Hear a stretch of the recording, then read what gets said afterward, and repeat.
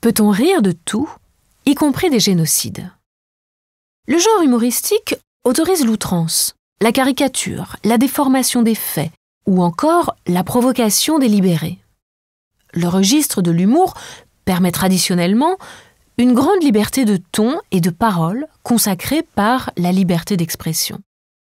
Il n'interdit par nature aucun sujet, même les plus dramatiques. Leur traitement sur un mode léger, ironique ou cynique peut contribuer à œuvrer contre l'intolérance, à exorciser la haine ou simplement à faire rire. Rien n'interdit de fait aux humoristes de s'emparer de ce type de sujet, l'humour noir étant le genre qu'ils privilégient souvent. Il importe toutefois, pour demeurer dans le registre de l'humour, que les intentions de l'artiste soient claires, qu'il ne soit pas, par exemple, soupçonnable de malveillance, qu'il ait introduit dans son sketch la distance nécessaire pour ne pas heurter le public, que l'objectif de faire rire n'attente pas à la mémoire et à la dignité des victimes, que l'idéologie ne constitue pas le soubassement de la démarche artistique. Si l'humoriste est connu pour ses attaques répétées à l'encontre d'un groupe de personnes, les références appuyées à une mémoire douloureuse peuvent s'apparenter à de la provocation, de la haine.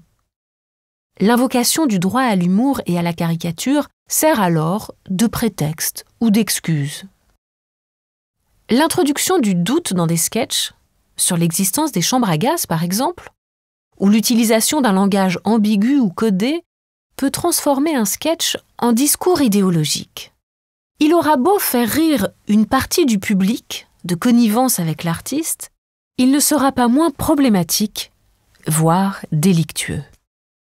Rire des génocides n'est pas la même chose que rire avec ceux qui doutent des génocides ou les nient. À ce titre, l'invitation du négationniste Robert Faurisson, sur une scène parisienne par Dieudonné Mbala Mbala en 2008, a jeté spectaculairement le discrédit sur un mélange mortifère, condamnable et effectivement condamné, d'humour et d'antisémitisme explicite. Comme d'autres genres, l'humour est dévoyé lorsqu'il devient purement et simplement de la propagande.